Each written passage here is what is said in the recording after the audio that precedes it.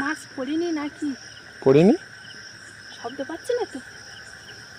তুলে দেখো, কি মাছ পড়েছে তো, চকচক করছিল।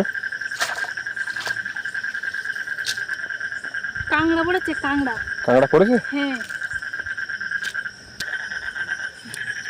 কাঁংড়া পড়েছে বড় বড়। কই?